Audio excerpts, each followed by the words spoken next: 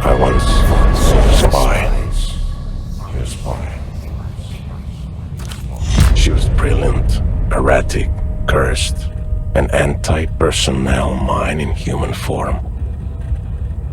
Her friends called her Herschel, but for her controllers, she was Cascade. Your name and your cryptonym, a dead limb twitches.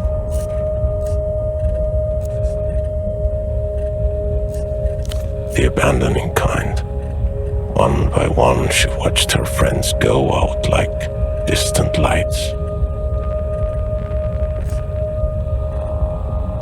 Portofino 91, the whole sick crew, a disaster untold, the black page in the official records.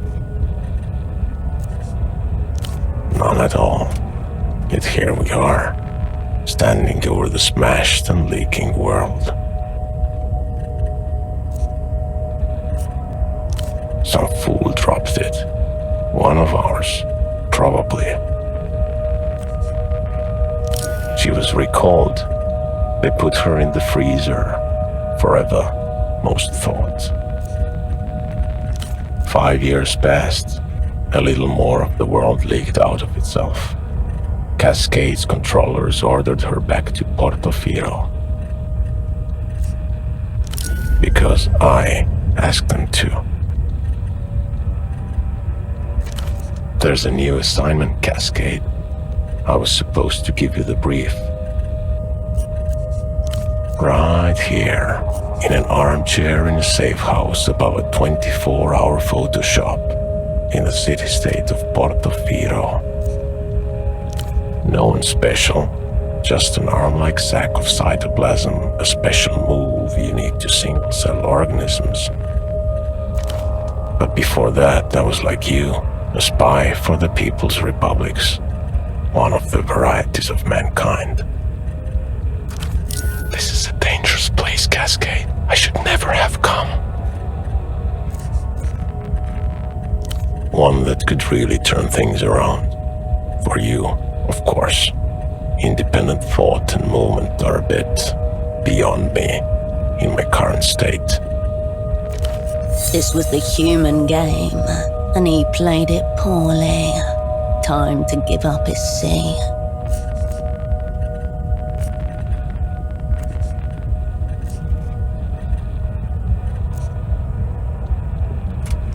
Too late, operant. I'm smashed and leaking. Whatever happens has already happened.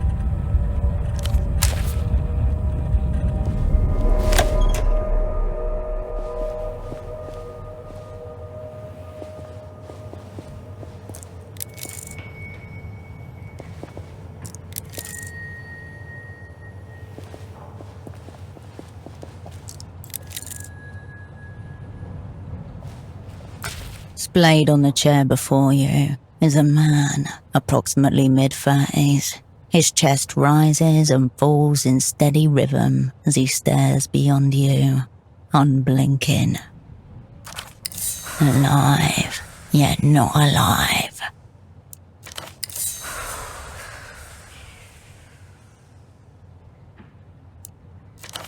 A pair of headphones have slipped partway off his head, connected to a stereo system beside him. No response. His eyes are still fixed glassily on the ceiling. The pupils quiver like a failing heartbeat. You get no response, no flinch, no twitch.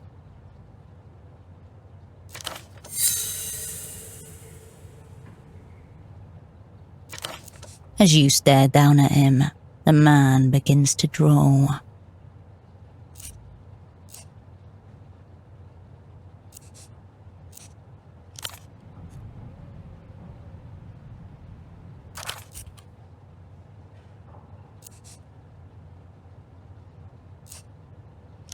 You leave him exactly as you found him. For the best, this husk could well be cursed. Stiff collared shirt, a snug brown jacket, and nothing below the waist but a pair of red briefs.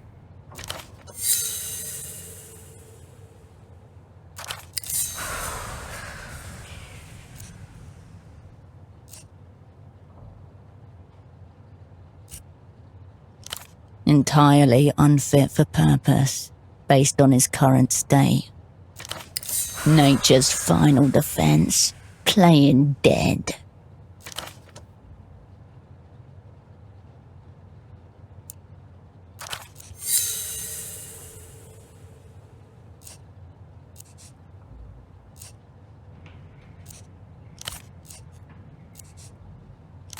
There is no smell of alcohol, nor any open containers, no drug paraphernalia either, just a loose cord trailing to the stereo system. Like a cosmonaut's safety tether.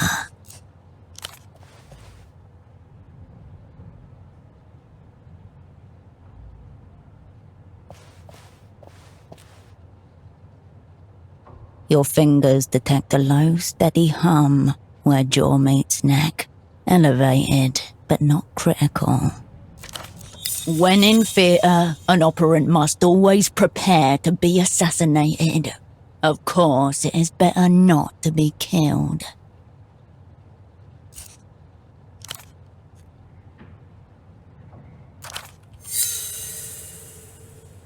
The man's eyes glisten. Bright red veins blossom around their edges.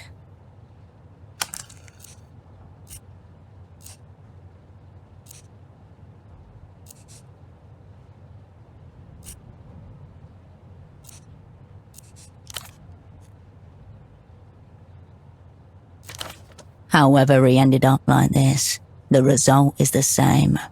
Operant down.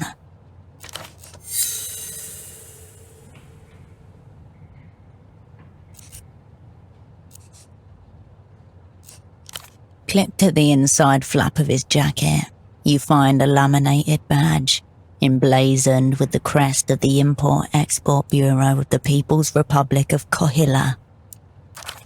The name reads Esteman T. Below that, a title, Imports Lead. Sock Merchant, one of the opera's most battle-tested covers.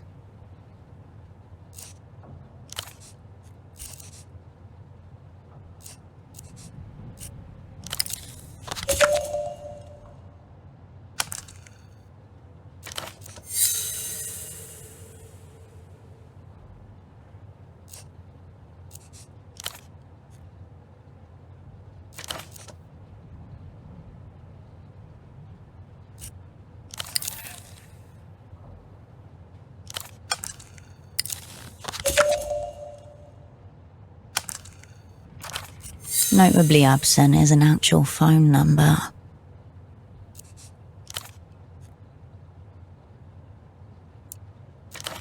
Into your pocket it goes.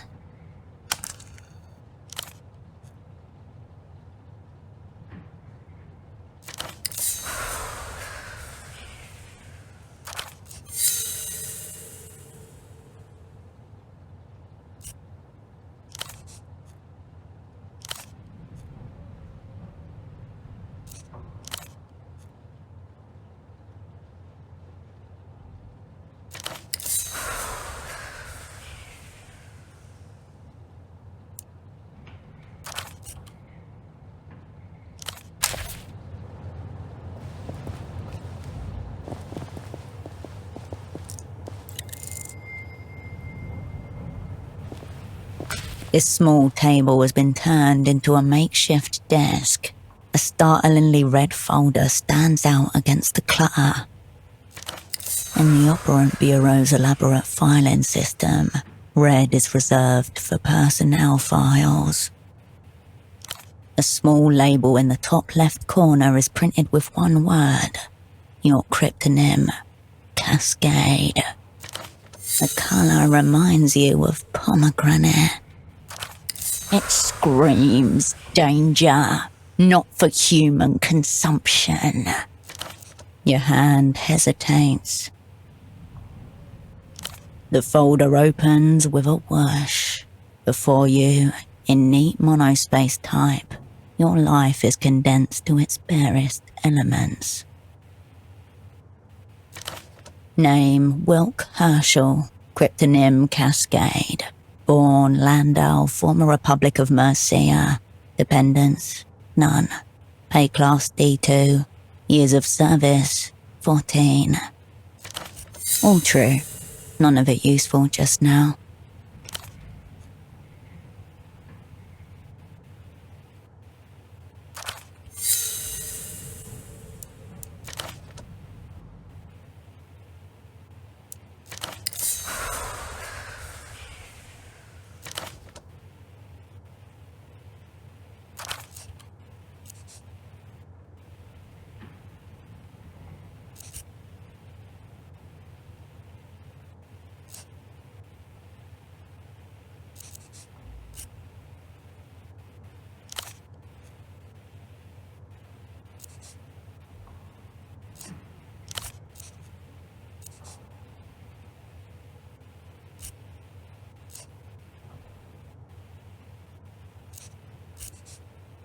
According to the opera's remembrances, raw facts are the totality of your being. There's another page behind this one. It's labelled Service History. A tingle in your fingers. Your head grows lighter as you approach the crash site.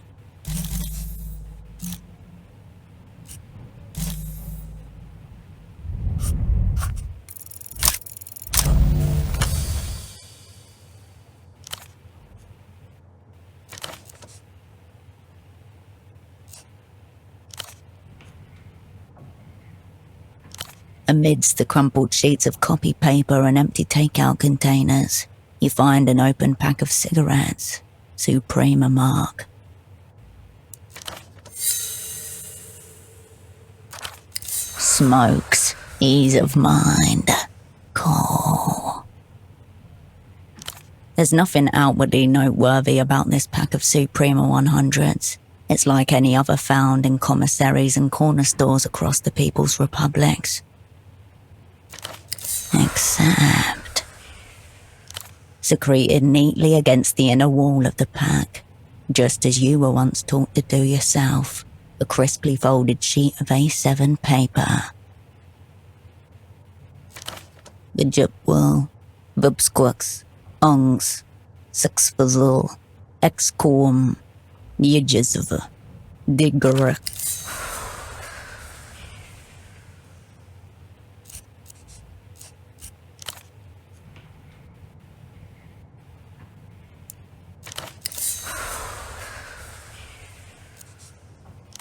The pack slides nicely into your pocket, as though it always belonged there. There's nothing left in there, neither smokes nor secrets.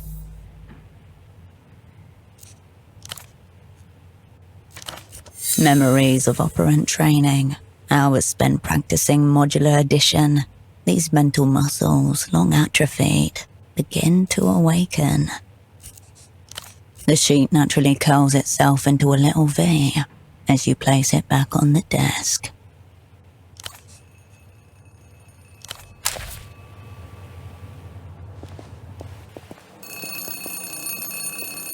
A pair of men's trousers are hung delicately over the shower rail. If Pseudopod's pants were attempting to flee the scene, they did not make it very far. The front and back pockets are completely empty, except for a few pieces of lint. You discover a small extra pocket inside the front right pocket. You slip 2 fingers inside and come away with a neatly folded sheet of paper. Not normal paper. This is nitrocellulose, made to burn quickly and completely. The page is notebook-sized and perforated along one edge. It reads, THA space 7LES space 032 space WIFO space 9W space TBGFLW25. The missing companion to the cipher you discovered in the cigarette packet. Totally meaningless, yet no meaning can be made without it. We'll be spying harder when you crack this thing. As you turn away, a stray thought passes. They may never be worn again.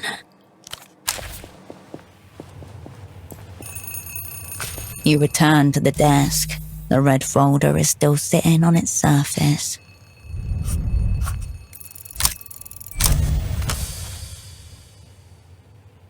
Letter by letter, words emerge from the mist. They speak in a voice you haven't heard for a long time.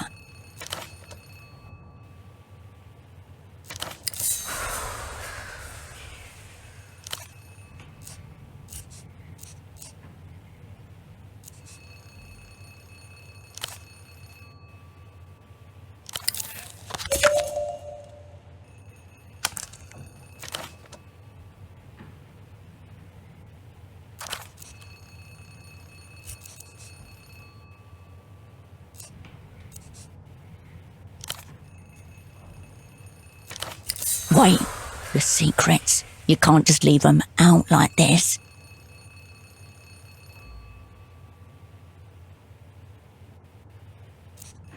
Like a dream, the nitrocellulose dissolves into ash.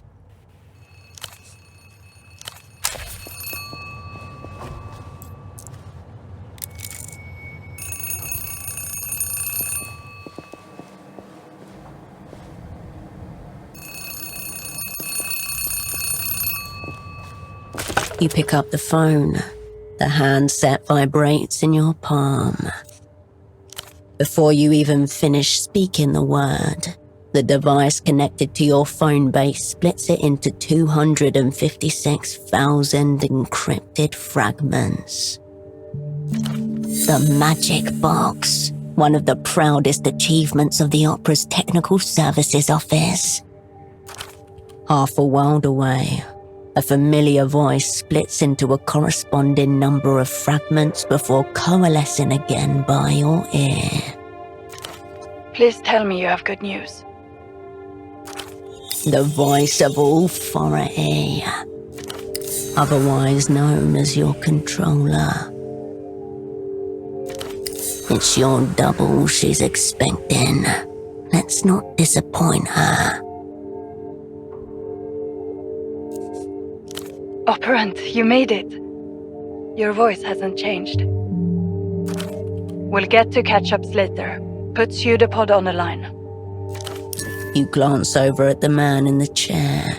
A snail's trail of dried saliva glints on the side of his chin.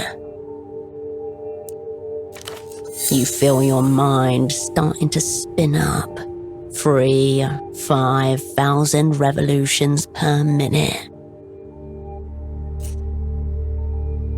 For a moment, no one says anything. There's no sound at all, save for the blood in your ear and the electrostatic hum of the ultra-long distance connection. Has he been zeroed out? Meaning eliminated, killed, rendered inoperant. The language of distance, a measure of cotton to muffle the fear.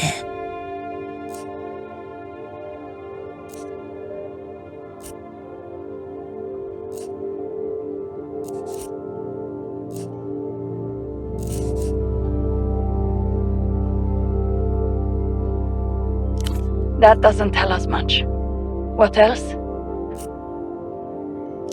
A key is worthless without the ciphertext that goes with it. And? Did you manage to decode it? What the fuck is that supposed to mean? I'll ask one more time. Is your double zeroed out? You must speak the word. She cannot make the determination herself. Once you say it, there's no going back. The momentum of events will overtake you. Yes, you do. Is he zeroed out, operant? Cascade, is your double zeroed out or not? Right. I wonder which it is. Have our enemies blown us up already? Or is this just another day at the basement massage parlor of spy services? Fucking hell. The opera's going to hang me by the toes. For you, it's back to Satellite Facility B.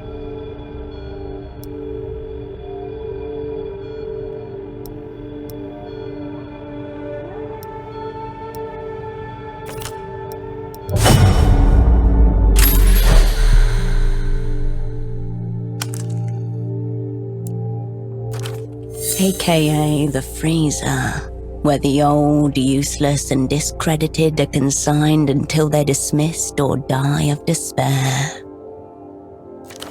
The freezer, shiver, resist.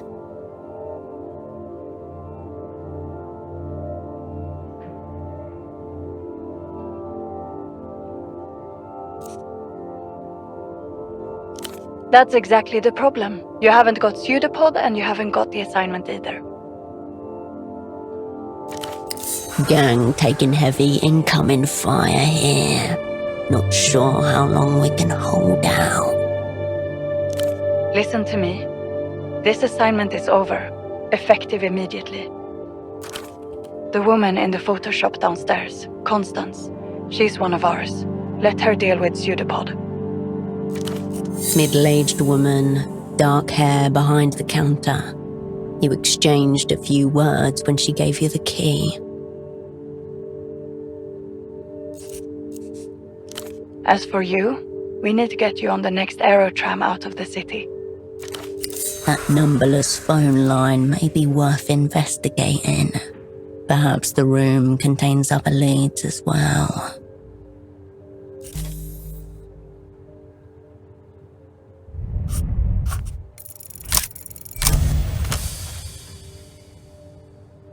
You've been out of action for 5 years.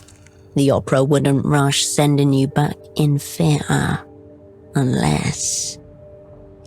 Half a moment's hesitation, then... Where'd you get that idea? Not a denial. Proceed.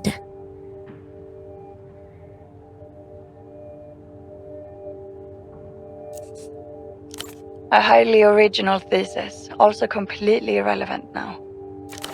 There should still be flights departing for Superblock territory tonight. Make sure you're on one of them. It was no one, a ghost in the wire. The assignment's over. Get on the next tram.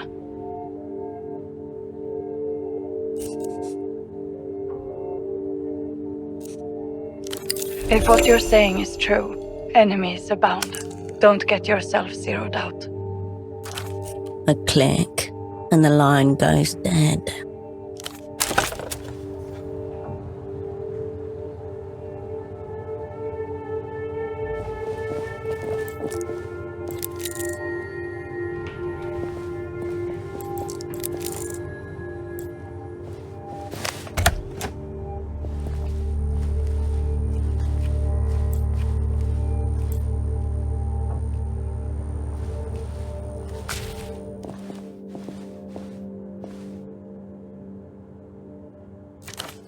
easy, lady. I just want to develop some photographs. I'm not trying to take your innocence.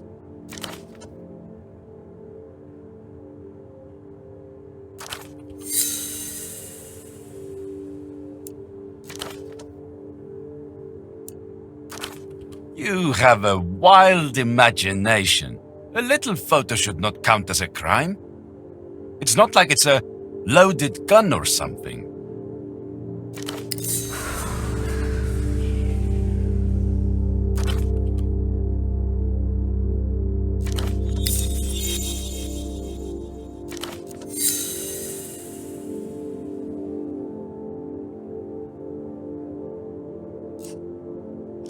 Whoa. Caught in a pincer by the art police. Not a good day for pursuing my interests.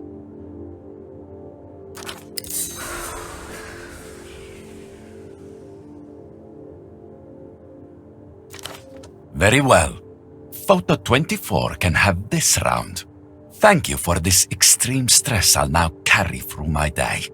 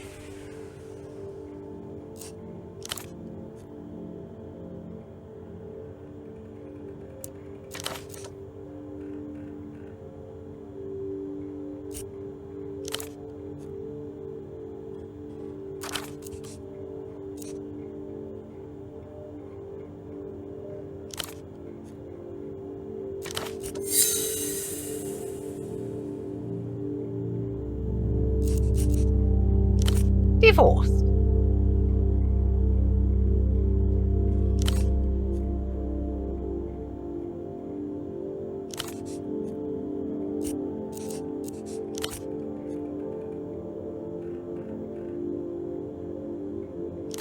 I don't presume to know the inner workings of the opera, but I have to think I could be better utilized.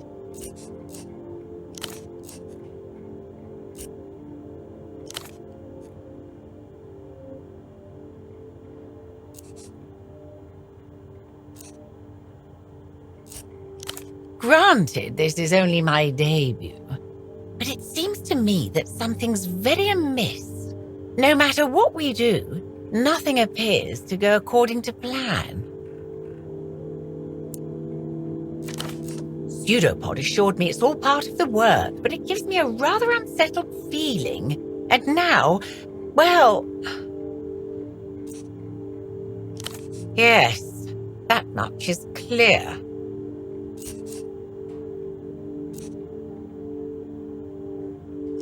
I certainly don't. It looks rather flirtatious. Seedy business attracts itself. You might try one of the bars along Party Alley.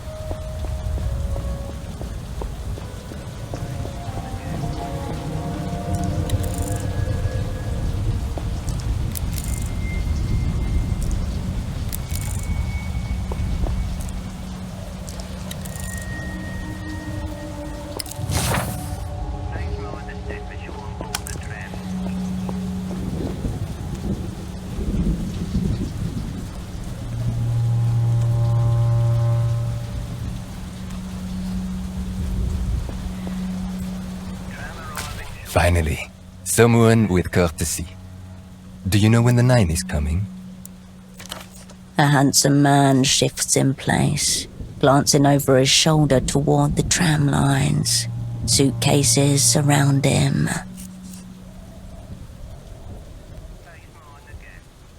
Strange. I thought I saw you get off that very tram just a few hours ago.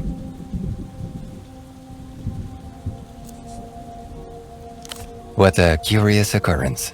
In any case, you're out of luck, as there won't be another for several hours yet.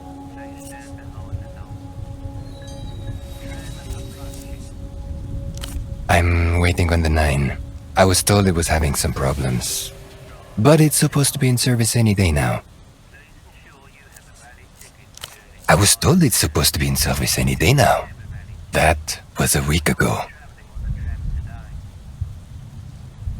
How can that be? I would appreciate it.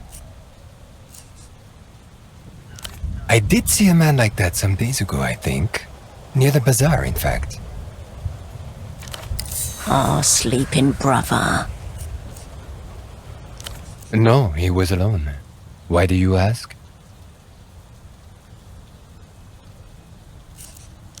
I guess we share the same fate. Thank you. I'll be here in the meantime, waiting.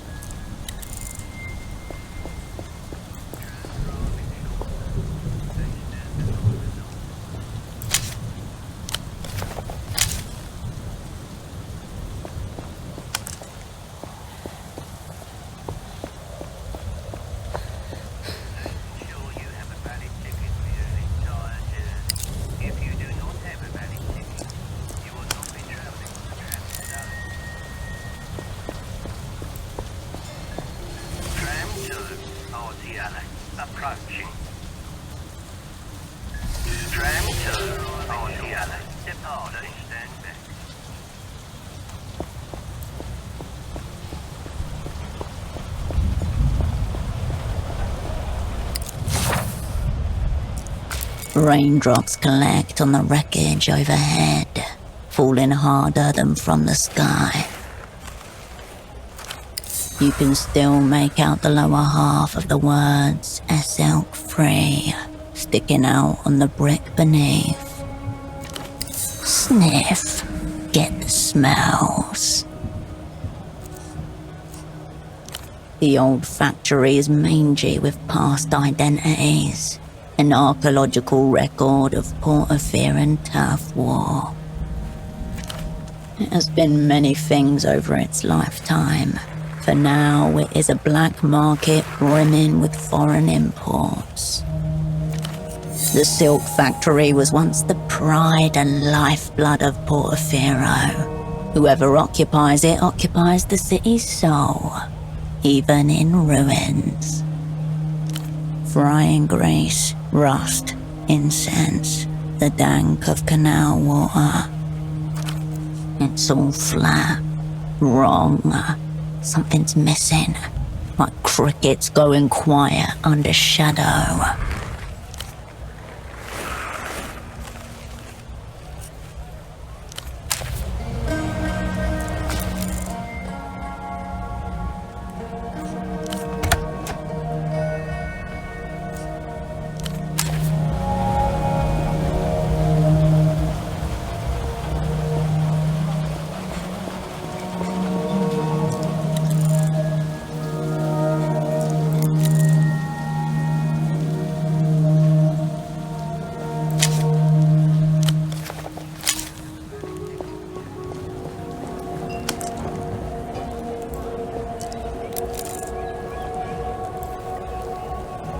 The fire exit stands conspicuously ajar.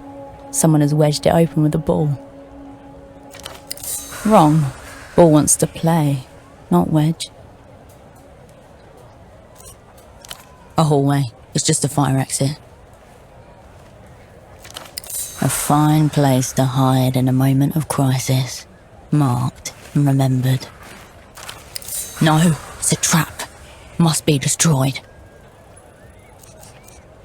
You emerge into the dark insides of a deceased mechanical beast.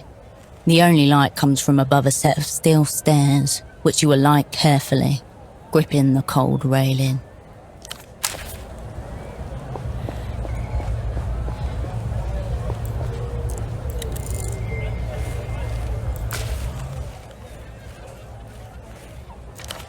On the TV, a giant wolf-like creature stands up on its hind legs and howls. Its fur bristles gold. Dangerous, mythical, electrifying. No wonder the kids are watching this. Suddenly, the beast roars and light floods the screen. It's followed by a wet, pulpous sound. An acceptable mimicry of a skull liquefying under extreme thermal stress.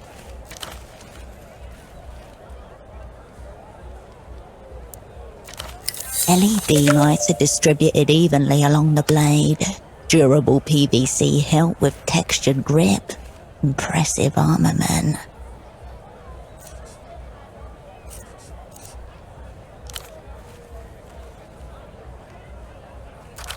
The Luz, once a powerful empire, now reconstituted as a modern techno-fascist state, the rising military and cultural power of the day.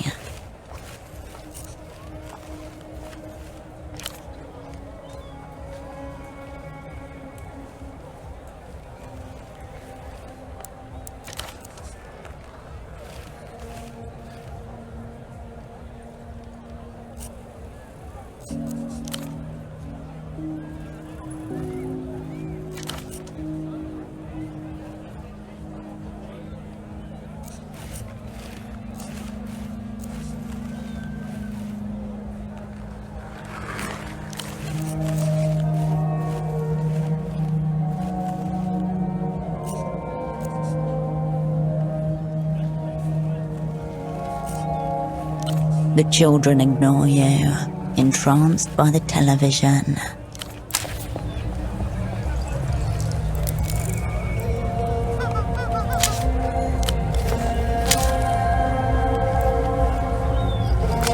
Excuse me.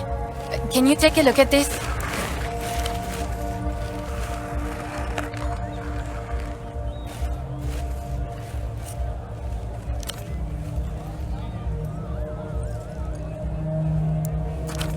Have you seen him before? You're sure? Thanks for taking a look. Wanna buy some costume accessories? My name's Malène if you need anything.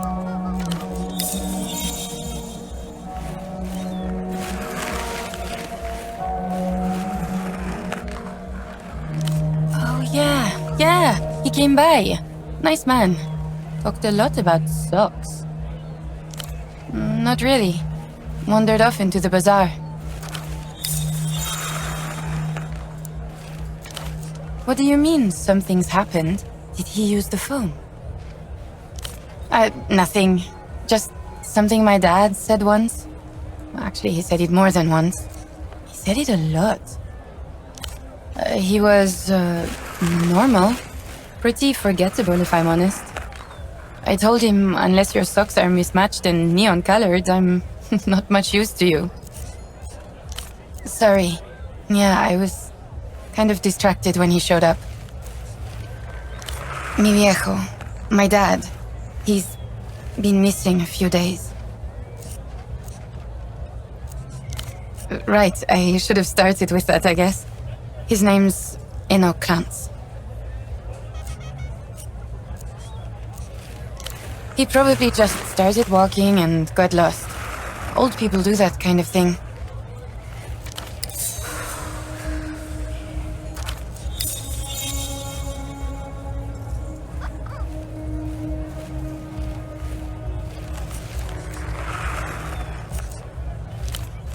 He's kind of forgetful sometimes. Not a lot, but I'm just worried. I told him watching too much TV was making him crazy.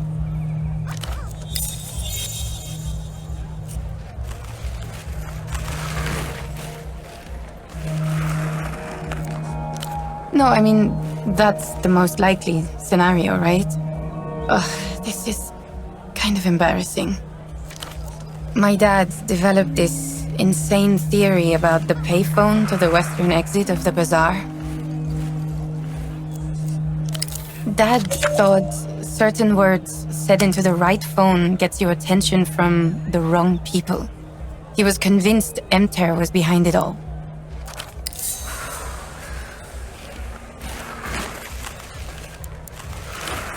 Dad and his friend Gilmar were big into conspiracies.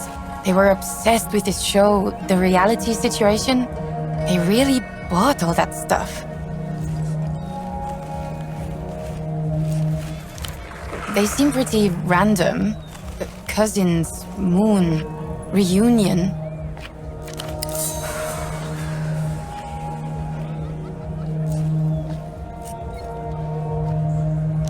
His friend Gilmar called him from that phone after he'd spent the night following around some Emter guys.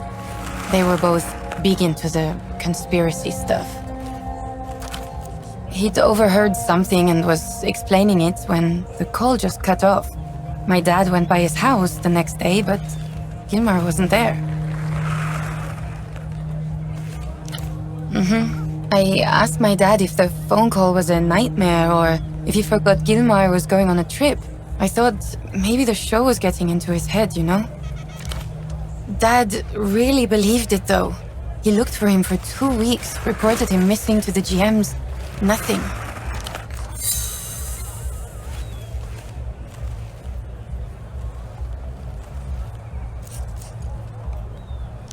Yeah, thanks for humoring me. Don't pay too much attention to it. He'll probably turn up any day now. You could keep an eye out for him, maybe? I just want to know if he's okay.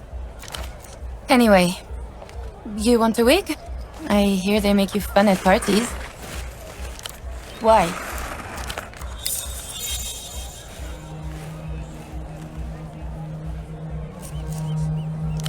Really? You're not going to try to make a call or anything, right? Okay. It's the phone by the western entrance to the bazaar. Yeah, they're right there. Take a look.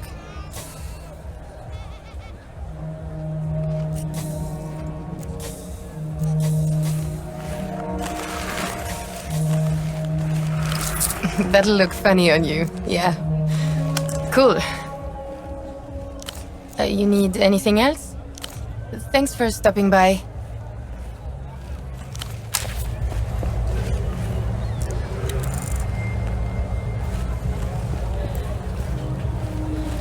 A cosmonaut suit. Its shoulder patch reads, "The stars are ours, 77.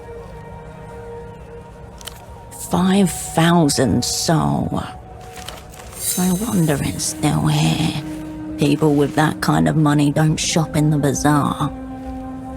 If it is, then it's one of the few things for sale here that isn't a knockoff Lusian electronic, disc, or toy.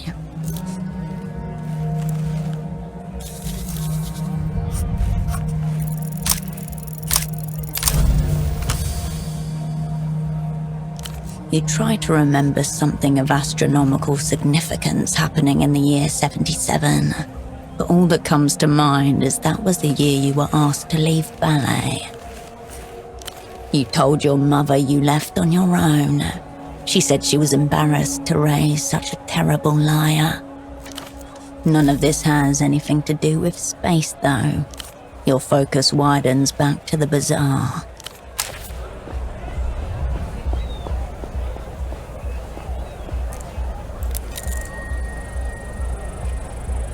A vertical safari of stuffed animals, all loose stitching and cheap fabric, with cotton hemorrhoids showing at the seams. Plushies in various sizes, colours and denominations. If they're from something, you don't recognise it. Immobile grins, middle fingers to nature itself. Each plushie is branded with an obviously counterfeit brand name of Zoo Textile. Next to it, the vendor has stickered each different model, each one numbered 1, 2, 4, 5, or 6. There are no number 3s. None watch you depart.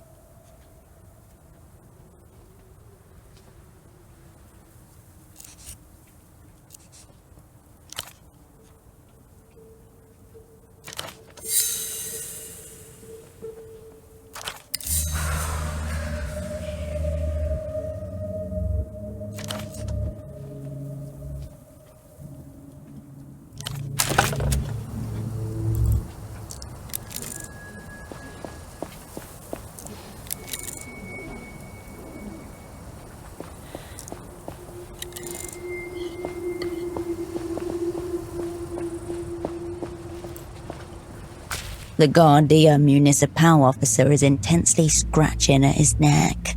As you approach, he wipes his hand on his pant leg.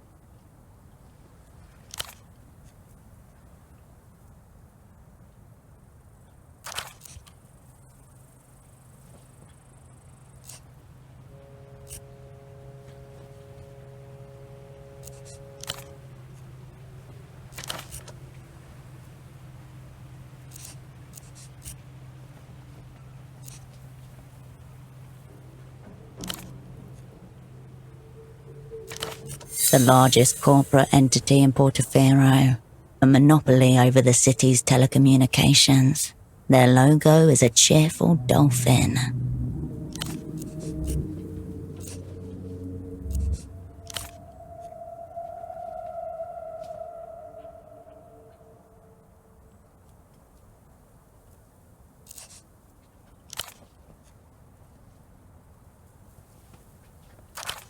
But not dead, he reckons, by the way his face curdles.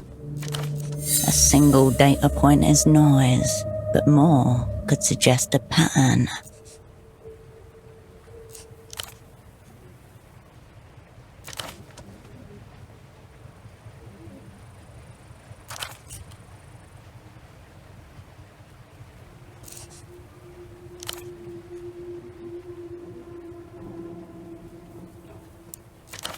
That's a lot of skepticism around reported and disappeared.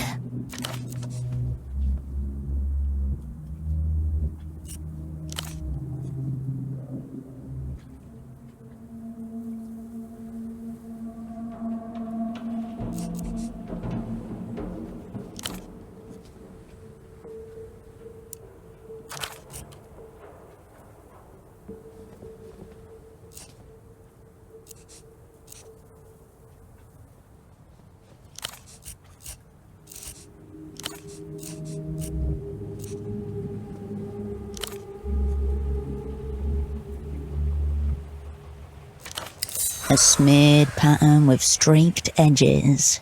You can rule out natural irritants.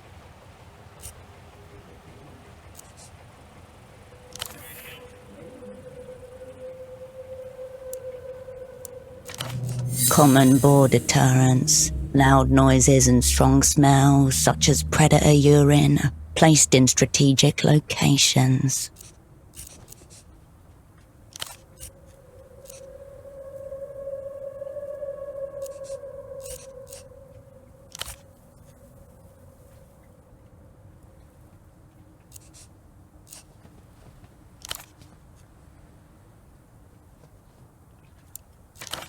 The way he intones the word mother suggests a primitive monotheist before an image of a graven god.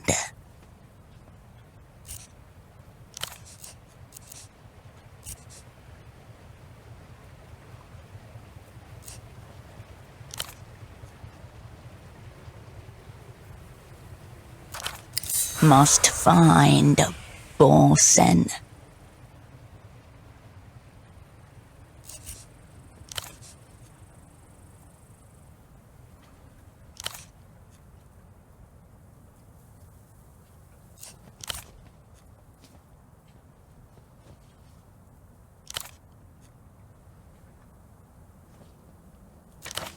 Animal rival.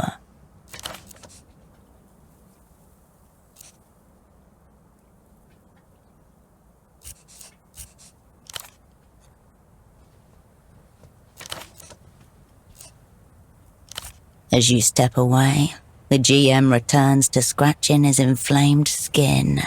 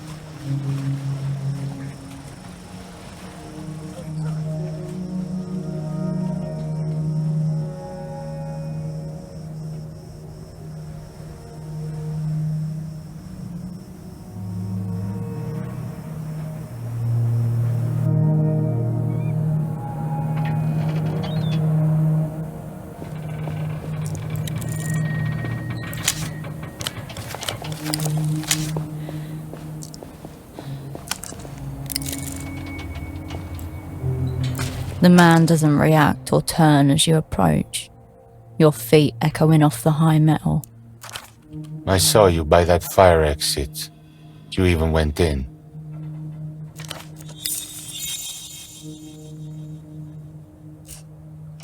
Pardon me, but you left the door open. It's been maddening to watch. It's a flagrant disregard for safety. It's made it quite hard to enjoy the view. If you get the chance, that'd be greatly appreciated.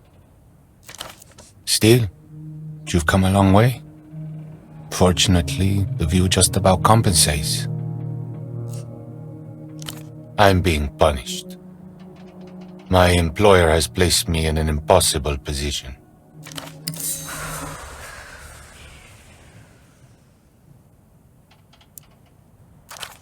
I'm a safety inspector, watching the lines.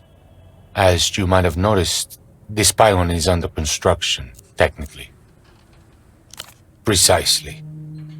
That's because this line, Line 9, will never be finished.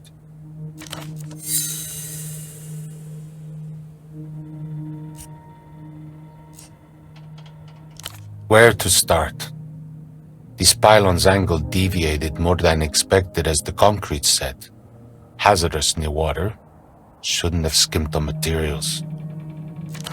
Then there are the clearance issues. The party alley rooftops are higher than the building department's official records.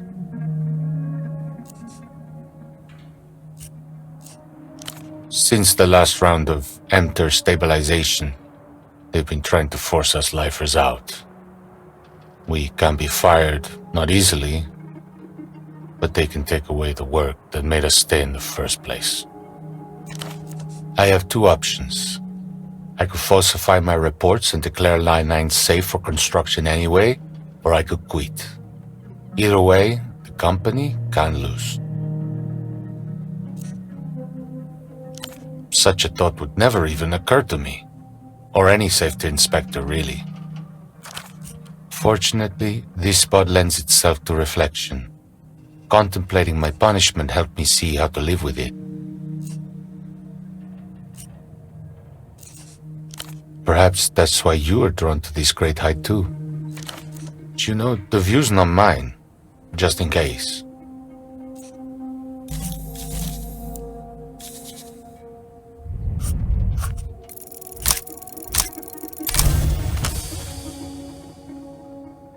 Some questions don't require thought, but the opposite.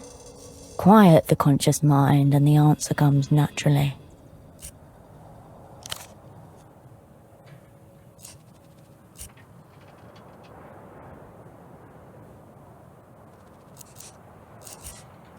To be surrounded by those you know, and whom you've allowed to know you in return. What self could ask for more?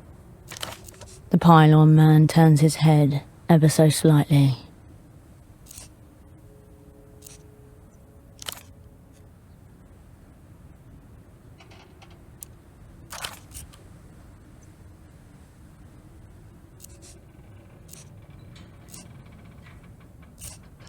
I'm a structural engineer. I believe in stability. What Emter has brought isn't that. Their version of stabilization shifts the responsibility of managing entropy from the state to the individual. Human existence always carries entropy with it. That's inherent in the system. Social insurance, pensions, fair wages, these are measures against the entropy of living. They're also expensive.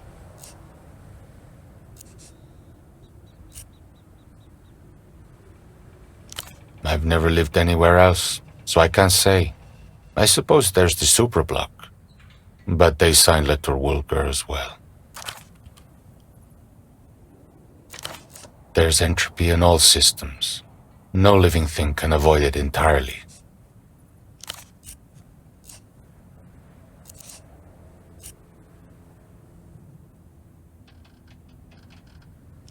A friend of yours?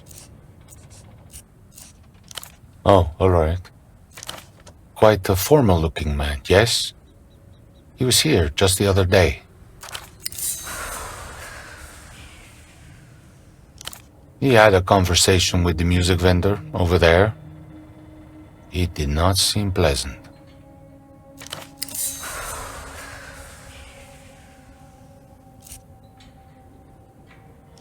I couldn't say. A lot of people come through here. I didn't pay particular attention to him. I couldn't really tell. You're welcome.